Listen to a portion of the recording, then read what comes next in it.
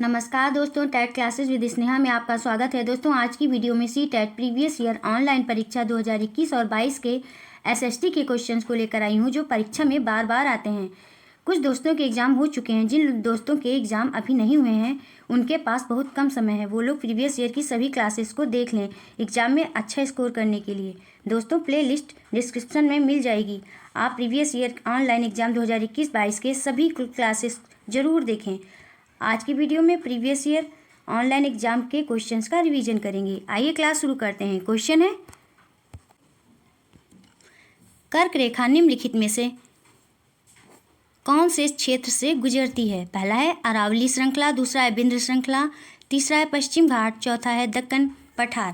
बताइए दोस्तों, इस क्वेश्चन का कौन सा ऑप्शन सही होगा? इस क्वेश्चन का सेकंड ऑप्शन सही हो जाएगा, विंध्य श्रृंखला। कर्क रेखा विंध्य श्रृंखला से होकर गुजरती है। भूमध्य रेखा के उत्तर में 23.5 डिग्री अक्षांश और कर्क रेखा और दक्षिण में 23.5 डिग्री अक्षांश को मकर रेखा कहते हैं। नेक्स्ट क्वेश्चन है दोस्तों, वनस्पति के संदर्भ में निम्नलिखित कथनों पर विचार करें और सही विकल्प का चयन कीजिए। ए है, वनस्पति की वृद्धि तापमान और नमी पर निर्भर करती है।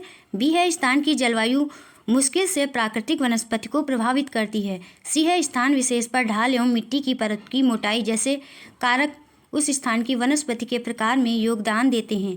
बताइए दोस्तों, इस क्वेश्चन का कौन सा ऑप्शन सही होगा? इस क्वेश्चन का थर्ड ऑप्शन सही हो जाएगा। ए और सी दोनों सही हैं। वनस्पति का विकास तापमान पर निर्भर करता है या मिट्टी की मोटाई और ढलान जैसे कारकों पर भी निर्भर करता है। इसके अतिरिक्त अन्य कई महत्वपूर्ण कारक होते हैं जो वनस्पति के विकास को प्रभावित करते हैं, जैसे कि मृदा, सूर्य का प्रकाश, वर्षा आदि। नेक्स्ट क्वेश्चन है दोस्तों,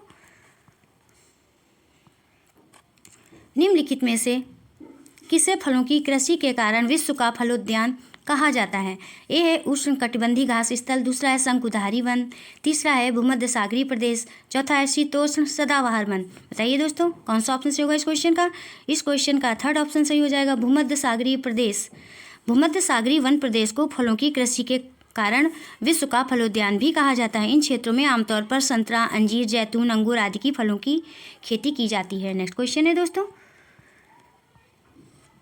निम्नलिखित कथनों ए तथा बी पर विचार कीजिए तथा सही विकल्प का चुनाव कीजिए। ए है, समान समुद्र तल पर वायु ताप के अनुसार बदलता है।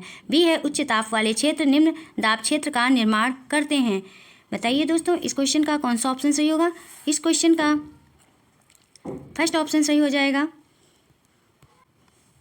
वायु ताप के अनुसार वायु मंडलीय निम्न वायुदाब क्षेत्र और उच्च वायुदाब क्षेत्र का निर्माण होता है। वायुदाब ऊंचाई के साथ घटता है। ऊंचाई पर वायुदाब निम्न स्थानों पर भिन्न होता है क्योंकि तापमान भी वायुदाब को प्रभावित करता है। जैसे समान समुद्र तल पर वायु ताप के अनुसार बदलता रहता है। नेक्स्ट क्वेश्चन है दोस्तों, इस क्वेश्चन का फर्स्ट ऑप्शन सही हो जाएगा दोस्तों। दोनों ए तथा बी सही हैं तथा बी ए की सही व्याख्या करता है। नेक्स्ट क्वेश्चन है, अच्छी स्वास्थ्य सेवाओं के कारण बाल मृत्यु दर घट रही है तथा छोटी आयु पर बचने की दर में वृद्धि हुई है। ऐसी दशा में जनसंख्या पिरामिड का क्या रूप होगा? ए है, आधार पर चौड़ा होगा, बी है, युवा आयु वर्ग में चौड़ा होगा और सी है, उल्टा त्रिभुजाकार होगा। बताइए दोस्तों, इस क्वेश्चन का कौन सा ऑप्शन सही हो जाएगा? इस क्वेश्चन का फर्स्ट ऑप्शन सही हो जाएगा। केवल ए तथा बी सही हैं। अच्छी स्वास्थ्य सेवाओं के कारण बाल मृत्यु दर घट रही है, छोटी आयु पर बचने की दर में वृद्धि हुई है। ऐसी दशा में जनसंख्या पिरामिड रूप के आधार पर चौड़ा होगा और युवा आयु वर्ग भी विस्तृत अर्थात चौड़ा होगा। आयु वर्ग भी चौड़ा होगा। नेक्स्ट क्वेश्चन है दोस्तों, युवा आयु वर्ग भी चौड़ा होगा। नेक्स्ट क्वेश्चन है 57 क्वेश्चन, निम्न कथनों ए, बी, सी व डी पर गहन कृषि के संदर्भ में विचार करें तथा सही विकल्प का चुनाव करें। ए है, यह सघन जनसंख्या वाले क्षेत्र में प्रचलित है। बी, इनमें विस्तृत कृषि क्षेत्र और ज़्यादा पूंजी का उपयोग होता है। सी है, वर्ष भर विभिन्न फसलें उगाई जाती हैं। डी है, यह भारी वर्षा क्षेत्रों में प्रचलित है। इस क्वेश्चन का कौन सा ऑप्शन सही होगा दोस्तों? इस क्वेश्चन का थर्ड ऑप्शन सही हो जाएगा। केवल ए तथा सी सही हैं। नेक्स्ट क्वेश्चन है, भूगोल के कार्य क्षेत्र में निम्नलिखित सम्मिलित हैं। ए है राजनीतिक व्यवस्था तथा अर्थव्यवस्था के बीच संबंध, बी है मानचित्रों एवं चार्टों के चित्रांकन की कला, सी है मनुष्य और भौतिक वातावरण के बीच संबंध, डी है मानव जाति और उसकी विभिन्न नस्लों का क्रम विकास। बताइए दोस्तों इस क्वेश्चन का कौन सा ऑप्शन सही होगा। इस क्वेश्चन का फोर्थ ऑप्शन सही होगा दोस्तों, B C D, B C D. Next question है, उच्च प्राथमिक कक्षा में सामाजिक असमानता के संप्रत्यय को आरंभ करने के लिए प्रयोग किया जा सकता है। ए है आंकड़े, बी है चित्र निबंध, सी है व्याख्यान, डी है केस या व्यक्ति अध्ययन। इनमें से सबसे उपयुक्त शिक्षक गतिविधियों का चुनाव कीजिए दोस्तों, कौन सा ऑप्शन सही होगा इस क्वेश्चन का। इस क्वेश्चन का थर्ड ऑप्शन सही हो जाएगा दोस्तों। उच्च प्राथमिक कक्षा में सामाजिक असमानता के संप्रत्यय को आरंभ करने के लिए निम्न बिंदुओं का प्रयोग किया जा सकता है, जैसे कि आंकड़े, चित्र निबंध, केस या व्यक्ति अध्ययन। नेक्स्ट क्वेश्चन है दोस्तों, एक सामाजिक विज्ञान अध्यापक के रूप में आप छात्रों को पाठ्यपुस्तक में पूर्वाग्रह पहचानने में कैसे मार्गदर्शन करेंगे। ए है आप उन्हें केवल सरकारी दस्तावेजों के प्रयोग करने को उत्साहित करेंगे, बी है वे जो पढ़ते हैं उसके लिए उन्हें प्रमाण तलाशने के लिए उत्साहित करेंगे, सी है आप उन्हें उस विशेष घटना के लिए उपलब्ध विभिन्न स्रोतों को देखने के लिए कहेंगे, डी है आप उन्हें उन्हीं स्रोतों के देखने के लिए कहेंगे जिन्हें प्रसिद्ध व्यक्तियों ने प्रकाशित किया है। सही विकल्प का चयन कीजिए दोस्तों, कौन सा ऑप्शन सही होगा इस क्वेश्चन का। इस क्वेश्चन का थर्ड ऑप्शन सही हो जाएगा, बी और सी।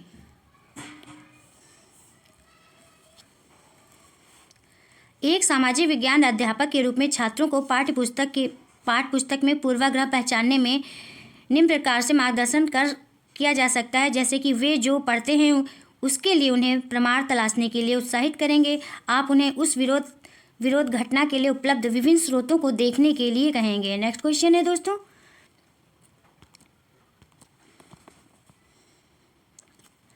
एक सामाजिक विज्ञान शिक्षक के नाते निम्नलिखित में से कौन से मूल्यों को विकसित करना चाहिए जिससे वे आलोचनात्मक सीख को बनाए रख सकें। ए है पारस्परिक सम्मान, बी है अनुशासन, सी है आज्ञाकारिता, डी है विविधता के लिए समान और ई है विश्वास। सही विकल्प का चयन कीजिए दोस्तों, कौन सा ऑप्शन सही होगा इस क्वेश्चन का। इस क्वेश्चन का फोर्थ ऑप्शन सही हो जाएगा दोस्तों, ए, डी और ई। एक सामाजिक विज्ञान शिक्षक के नाते पारस्परिक सम्मान, विविधता के लिए सम्मान, विश्वास जैसे मूल्यों को विकसित करना चाहिए जिससे वे समालोचनात्मक सीख को बनाए रख सकें। नेक्स्ट क्वेश्चन है दोस्तों,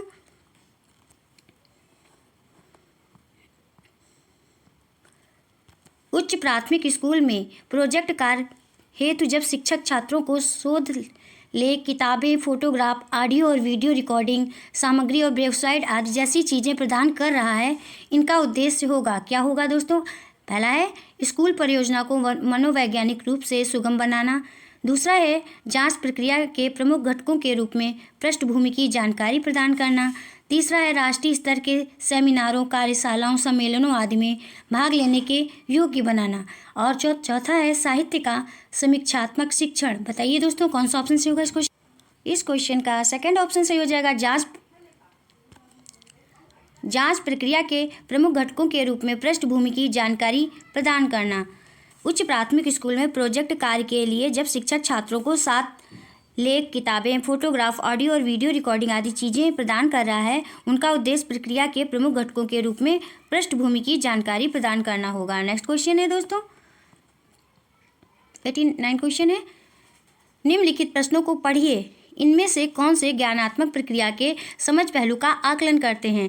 ए है आप अलाउद्दीन खिलजी के शासनकाल में किसान या कृषक हैं और आप सुल्तान द्वारा मांगे गए करों का भुगतान नहीं कर सकते, आप क्या करेंगे। बी है क्यों कुछ पत्थर मशरूम आकृति के होते हैं। सी है माना कोलकाता में शासन के 7 बजे का समय है, लंदन जो ब्रिटेन यानी यूनाइटेड किंगडम में ग्रीनविच के समीप स्थित है, वहाँ क्या समय होगा। डी है कौन कौन सा पक्ष त्रिपक्षीय संघर्ष में सम्मिलित था। ई है गरीबी उत्पन्न करने वाले कारकों घटकों की व्याख्या कीजिए, सही विकल्प का चुनाव कीजिए। सही विकल्प का चयन कीजिए दोस्तों। कौन सा ऑप्शन सही होगा इस क्वेश्चन का? इस क्वेश्चन का थर्ड ऑप्शन सही हो जाएगा, ए और ई। ज्ञानात्मक प्रक्रिया के समझ पहलू का आकलन क्यों कुछ पत्थर मशरूम आकृति के होते हैं तथा गरीबी उत्पन्न करने वाले कारकों या घटकों की व्याख्या के आधार पर करते हैं। नेक्स्ट क्वेश्चन है, निम्नलिखित प्रश्नों को पढ़िए, इनमें से कौन सा ज्ञानात्मक प्रक्रिया के मूल्यांकन पहलू का आकलन करता है? ए है, भारत में ब्रिटिश इतिहास के चित्र साम्राज्यिक विजेताओं की अभिवृद्धि को कैसे प्रतिबिंबित करती हैं या दर्शाती हैं। बी है, महात्मा गांधी राष्ट्रीय ग्रामीण रोजगार गारंटी अधिनियम 2005 ने भारत में जीवन के स्तर को सुधार। क्या आप इस कथन से सहमत हैं? उचित ठहराएं। सी है, अगर आप चॉकलेट फैक्ट्री को स्थापित करने के लिए स्थान का चयन करना चाहते हैं तो किस भारतीय राज्य को चुनेंगे और क्यों? डी है, नीति आयोग के कार्यों को समझाएं। और ई है, प्राथमिक क्षेत्र एवं तृतीयक क्षेत्र के बीच अंतर बताएं। सही विकल्प का चयन कीजिए दोस्तों। इस क्वेश्चन का कौन सा ऑप्शन सही होगा? इस क्वेश्चन का सेकंड ऑप्शन सही हो जाएगा दोस्तों, बी और सी। महात्मा गांधी राष्ट्रीय ग्रामीण रोजगार गारंटी अधिनियम वर्ष 2005 ने भारत के जीवन स्तर को सुधारा। क्या आप इस कथन से सहमत हैं? उचित ठहराएं।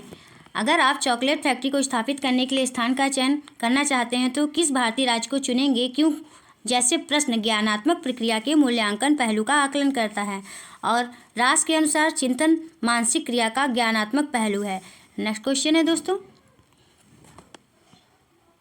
निम्नलिखित का मिलान कीजिए दोस्तों। कौन सा ऑप्शन सही होगा इस क्वेश्चन का? इस क्वेश्चन का थर्ड ऑप्शन सही होगा दोस्तों, भाषाविद जो कई भाषाओं को जानता और पढ़ता है। मुंशी किसे कहते हैं? जो फारसी पढ़ना लिखना और पढ़ाना जानता हो।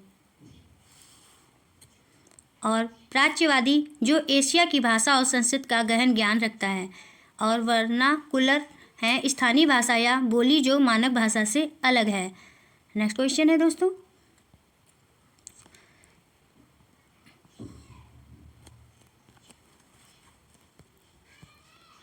निम्नलिखित कथनों को पढ़िए और सही विकल्प का चयन कीजिए। अभिकथन है, चोल राजा राजेंद्र प्रथम ने अपनी राजधानी में शिव मंदिर का निर्माण करवाया था और उसे पराजित शासकों से जब्त की गई उत्कृष्ट प्रतिमाओं से भर दिया। कारण है, राजा मंदिरों का निर्माण अपनी शक्ति, धन संपदा और ईश्वर के प्रति निष्ठा के प्रदर्शन हेतु करते थे। बताइए दोस्तों, इस क्वेश्चन का कौन सा ऑप्शन सही हो जाएगा? इस क्वेश्चन का फर्स्ट ऑप्शन सही हो जाएगा दोस्तों। ए और आर दोनों सही हैं तथा आर सही व्याख्या करता है ए की। चोल वंश के महानतम सम्राट राजेंद्र प्रथम ने 11वीं शताब्दी में अपनी राजधानी गंगईकोंडा चोलपुरम में स्थापित की थी। इसने अपनी राजधानी में एक भव्य शिव मंदिर का निर्माण भी करवाया था जिसे बृहदेश्वर मंदिर कहते हैं। लोग कहते हैं कि उसने पराजित शासकों से जब्त की गई उत्कृष्ट प्रतिमाओं से मंदिर को भर दिया। दक्षिण भारतीय राजाओं ने मंदिरों का निर्माण अपनी शक्ति, धन संपदा और ईश्वर के प्रति निष्ठा के प्रदर्शन के लिए किया था। नेक्स्ट क्वेश्चन है दोस्तों, निम्नलिखित का मिलान कीजिए और सही विकल्प का चुनाव कीजिए दोस्तों। कौन सा ऑप्शन सही होगा इस क्वेश्चन का? इस क्वेश्चन का फोर्थ ऑप्शन सही हो जाएगा। जिक्र का मिलान करेंगे, नाम का जाप, रक्स का मिलान करेंगे नृत्य से और समा का गाना से, मुरीद का अनुयायी से। नेक्स्ट क्वेश्चन है दोस्तों, ग्रामीण भारत में जीवन से संबंधित निम्नलिखित का मिलान कीजिए तथा सही विकल्प का चुनाव कीजिए दोस्तों। कौन सा ऑप्शन सही होगा इस क्वेश्चन का? इस क्वेश्चन का सेकंड ऑप्शन हो जाएगा दोस्तों, सेकंड ऑप्शन सही होगा। पड़ती का मिलान करेंगे, कुछ समय के लिए बिना खेती छोड़ दी जाने वाली जमीन को कहते हैं। और सौल एक पेड़ होता है और महुआ एक फूल जिससे शराब बनाई जाती है। और डी है वेवड़, ये घुमंतु खेतों के लिए इस्तेमाल होने वाला शब्द है। नेक्स्ट क्वेश्चन है दोस्तों, निम्नलिखित कथनों को पढ़िए तथा सही विकल्प का चयन कीजिए। कथन ए है, गांधी जी ने लोगों से आह्वान किया कि रॉलेट एक्ट का विरोध करने के लिए 6 अप्रैल 1919 को अहिंसक विरोध दिवस के रूप में मनाया जाए। कारण है, रविन्द्रनाथ टैगोर ने अपनी पीड़ा और गुस्सा जताते हुए नाइटहुड की उपाधि लौटा दी। बताइए दोस्तों, इस क्वेश्चन का कौन सा ऑप्शन सही होगा? इस क्वेश्चन का सेकंड ऑप्शन सही हो जाएगा दोस्तों। ए और आर दोनों सही हैं, लेकिन आर सही व्याख्या नहीं है ए की। प्रथम विश्व युद्ध 1919 के बाद भारतीय अपेक्षाओं से निमित्त होकर भारतीयों का दमन करने के उद्देश्य से 18 मार्च 1919 को रॉलेट एक्ट पास किया गया। इस कानून का विरोध करने के उद्देश्य से गांधी जी ने लोगों से आह्वान किया कि रॉलेट एक्ट का विरोध करने के लिए 6 अप्रैल 1919 को अहिंसक विरोध के रूप में मनाया जाए। रविन्द्रनाथ टैगोर ने अपनी नाइटहुड की उपाधि जलियांवाला बाग हत्याकांड 1919 के बाद लौटा दी थी। नेक्स्ट क्वेश्चन है, प्राकृतिक वनस्पति क्षेत्रों एवं इनमें पाए अन्य जीवों के बारे में निम्नलिखित का सुमेल कीजिए तथा सही विकल्प का चयन कीजिए दोस्तों। कौन सा ऑप्शन सही होगा इस क्वेश्चन का? इस क्वेश्चन का सही मिलान इस प्रकार होगा दोस्तों, सेकंड ऑप्शन सही हो जाएगा। टुंड्रा का मिलान सील, कस्तूरी बैल, ध्रुवी भालू।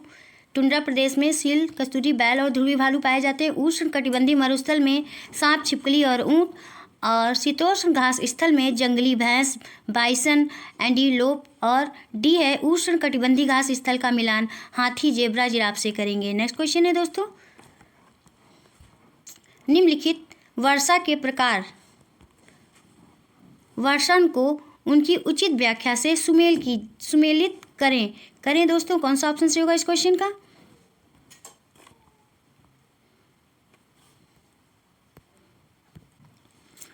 इस क्वेश्चन का सेकंड ऑप्शन सही हो जाएगा दोस्तों। संवहनी वर्षा का मिलान वाष्पीकरण से गर्म हवा ऊपर उठती है, मिलान करेंगे। वर्षण का मिलान थर्ड ऑप्शन से करेंगे, बादल आर्द्रता से बहुत भारी हो जाते हैं।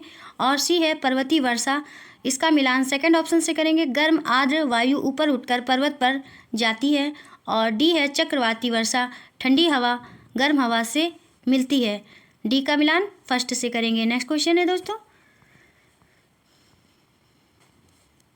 पृथ्वी पर उपलब्ध जल के बारे में निम्नलिखित में से कौन सा कथन सही है? ए है, पृथ्वी में उपलब्ध जल राशि का केवल 3% ही अलवण जल है। बी है, पृथ्वी पर उपलब्ध पूरी जल राशि का 90% जल महासागरों में पाया जाता है। सी है, वायुमंडल से पृथ्वी पर स्वच्छ जल बनता है। और डी है, हिम नदियाँ, झरने और तालाब स्वच्छ जल के स्रोत हैं। सही विकल्प का चयन कीजिए दोस्तों। इस क्वेश्चन का कौन सा ऑप्शन सही हो जाएगा? इस क्वेश्चन का फोर्थ ऑप्शन से हो जाएगा दोस्तों, केवल ए और डी। नेक्स्ट क्वेश्चन है दोस्तों, दिए गए कथनों ए, बी तथा सी को पढ़ें और सही विकल्प का चयन करें। ए है, वायुमंडल हमें सांस लेने के लिए वायु प्रदान करता है। बी है, वायुमंडल सूर्य की किरणों के हानिकारक प्रभाव से हमारी रक्षा करता है। सी है, वायुमंडल चार परतों में विभाजित है जो पृथ्वी की सतह से आरंभ होती है। बताइए दोस्तों, इस क्वेश्चन का कौन सा ऑप्शन सही हो जाएगा? इस क्वेश्चन का फर्स्ट ऑप्शन सही हो जाएगा, केवल ए और बी सही हैं। वायुमंडल पृथ्वी का महत्वपूर्ण अभिन्न अंग है, जिसका महत्व इस प्रकार है कि वायुमंडल के अंतर्गत पेड़ पौधे हमें सांस लेने के लिए वायु प्रदान करते हैं। सूर्य की पराबैंगनी किरणें हमारी रक्षा करती हैं। और वायुमंडल 4 परतों में विभाजित है जो पृथ्वी की सतह से आरंभ होती हैं। नेक्स्ट क्वेश्चन है दोस्तों, निम्न में से कौन सा ऊर्जा संसाधन भारत में अधिकतर कारखानों में प्रयोग में लाया जाता है? पहला है कोयला, दूसरा है जल ऊर्जा, तीसरा है सौर ऊर्जा, चौथा है परमाणु ऊर्जा। बताइए दोस्तों, इस क्वेश्चन का कौन सा ऑप्शन सही हो जाएगा? इस क्वेश्चन का फर्स्ट ऑप्शन सही हो जाएगा, कोयला। ऊर्जा संसाधन भारत के अधिकतर कारखानों में कोयला का प्रयोग किया जाता है। कोयला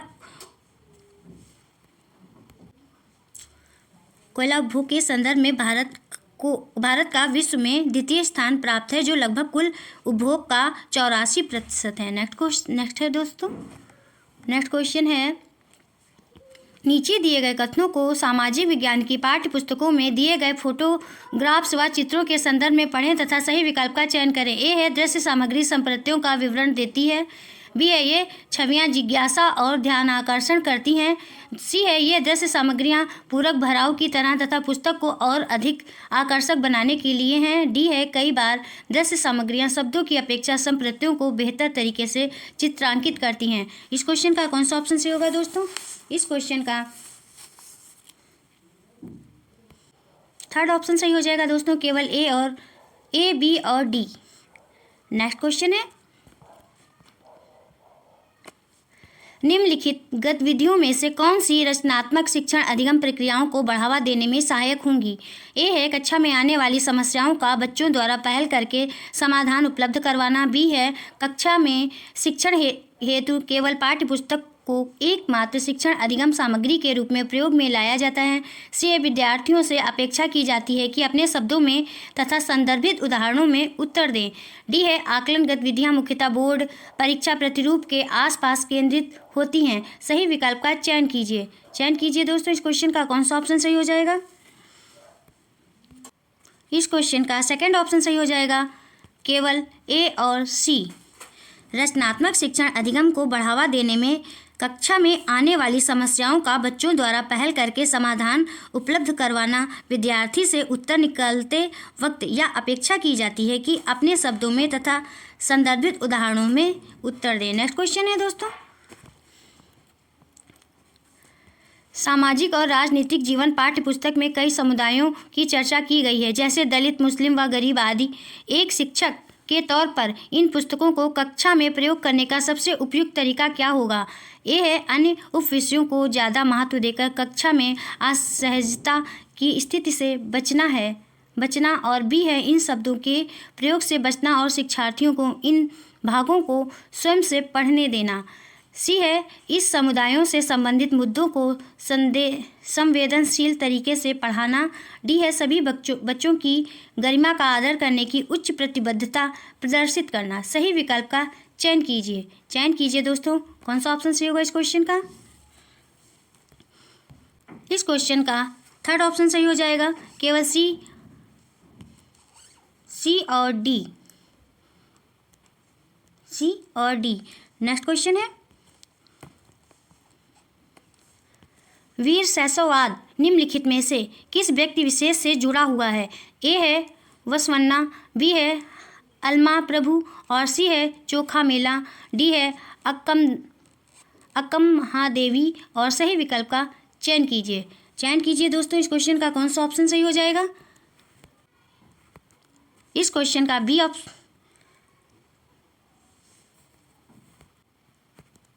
थर्ड ऑप्शन सही होगा दोस्तों, ए, बी और डी।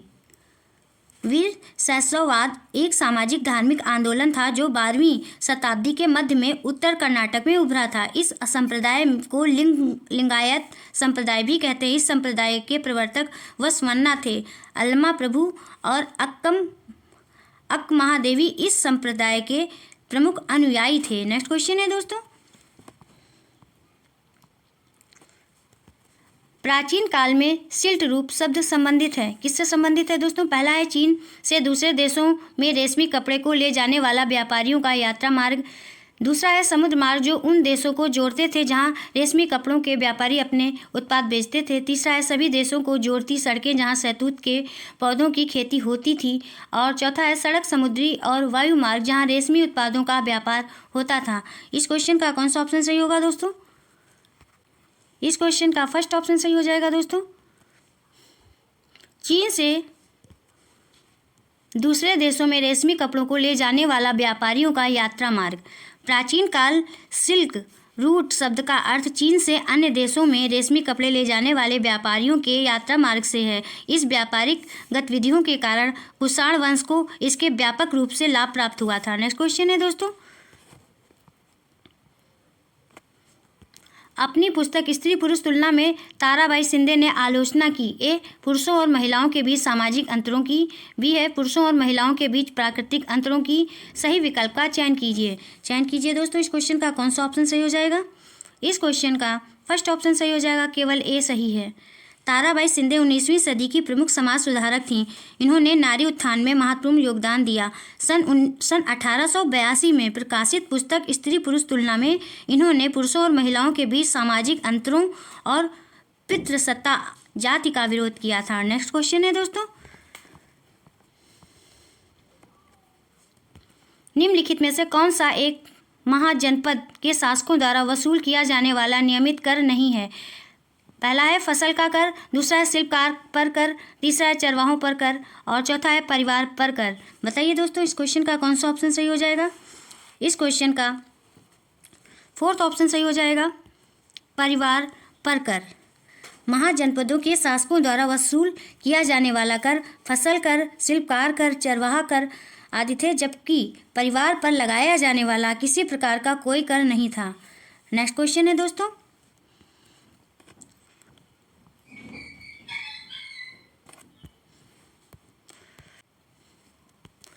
निम्नलिखित कथनों ए तथा बी को पढ़िए। कथन ए है, औरंगजेब ने कंपनी को शुल्क मुक्त व्यापार करने का अधिकार देते हुए एक फरमान जारी किया। बी है, कंपनी अधिक रियायतें नहीं चाहती थी और मौजूदा विशेषता अधिकारों में हेर फेर की कोशिश नहीं करती थी। सही विकल्प का चयन कीजिए। चयन कीजिए दोस्तों, कौन सा ऑप्शन सही होगा? इस क्वेश्चन का फोर्थ ऑप्शन सही हो जाएगा। ए सही है, बी गलत है। 1686 ईस्वी में मुगल सम्राट औरंगजेब के समय में अंग्रेजों की महत्वाकांक्षा के कारण उन्हें हुगली छोड़ने पर विवश किया गया था। नेक्स्ट क्वेश्चन है दोस्तों,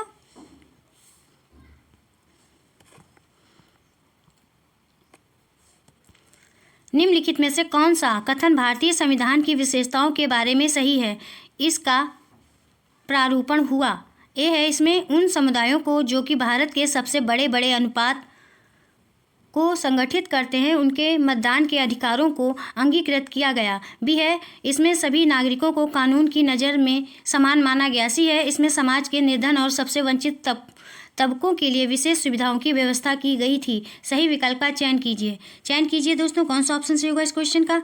इस क्वेश्चन का सेकंड ऑप्शन सही हो जाएगा, केवल बी और सी। भारतीय संविधान की विशेषता मूल तत्वों एवं भावना की दृष्टि से अद्वितीय है। इसमें सभी नागरिकों को कानून की नज़र में समान माना गया है। इसमें समाज के निर्धन और सबसे वंचित तबकों के लिए विशेष सुविधाओं की व्यवस्था की गई है, जिसे मूल अधिकार, नीति निर्देशक तत्व और प्रस्तावना में स्पष्ट रूप से देखा जा सकता है। नेक्स्ट क्वेश्चन है,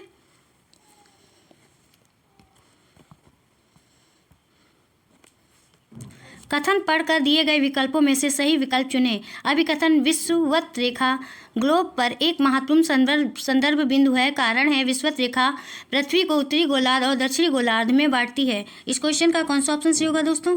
इस क्वेश्चन का फर्स्ट ऑप्शन सही हो जाएगा। ए और आर सत्य हैं, आर ए की सही व्याख्या है। नेक्स्ट क्वेश्चन है, पर्यावरण के क्षेत्रों का सही मिलान उनके उदाहरणों के साथ करें और विकल्प चुने दोस्तों, कौन सा ऑप्शन सही होगा इस क्वेश्चन का? इस क्वेश्चन का थर्ड ऑप्शन सही हो जाएगा दोस्तों। स्थल मंडल का मिलान धातु और चट्टान से करेंगे, वायुमंडल का मिलान हवा की विभिन्न गैसों से निर्मित है और जैव मंडल का मिलान पौधे और जीव से करेंगे, जल मंडल का जल समूह जैसे नदियां, झीलें, समुद्र। नेक्स्ट क्वेश्चन है दोस्तों, खनिजों का उनके प्रकारों से सुमेल कीजिए तथा सही विकल्प का चयन कीजिए। चयन कीजिए दोस्तों, कौन सा ऑप्शन सही होगा इस क्वेश्चन का? इस क्वेश्चन का मिलान करेंगे थर्ड ऑप्शन से दोस्तों। थर्ड ऑप्शन सही हो जाएगा। लौह खनिज, मैग्नीज, जीवाश्म ईंधन का मिलान करेंगे कोयला से। सी है अधात्विक खनिज, इसका फर्स्ट से मिलान करेंगे चूना पत्थर। और डी है अलौह खनिज, इसका सेकंड से मिलान करेंगे सीसा। नेक्स्ट क्वेश्चन है दोस्तों,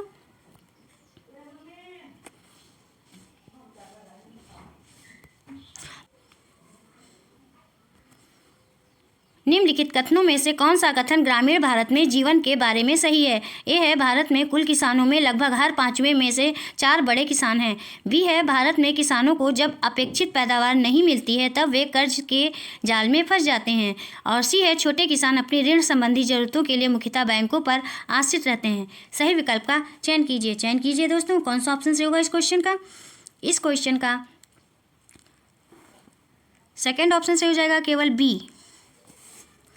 भारतीय ग्रामीण किसानों के विषय में बहुत सारे प्रचलित कथन है, भारत में किसानों को जब अपेक्षित पैदावार नहीं मिलती है तब वे कर्ज के जाल में फंस जाते हैं, जिसके परिणाम स्वरूप किसानों की आत्महत्या की समस्या, ऋणग्रस्त, संपत्ति को गिरवी रखना आदि परिणाम देखने को मिलते हैं। बस दोस्तों, आज की वीडियो में इतना ही। दोस्तों, यदि आपको क्लास पसंद आई हो तो चैनल को सब्सक्राइब करिए, लाइक करिए, शेयर करिए और कमेंट्स करके बताइए कि क्लास कैसी रही। मिलते हैं नेक्स्ट क्लास में। Thank you for watching this video.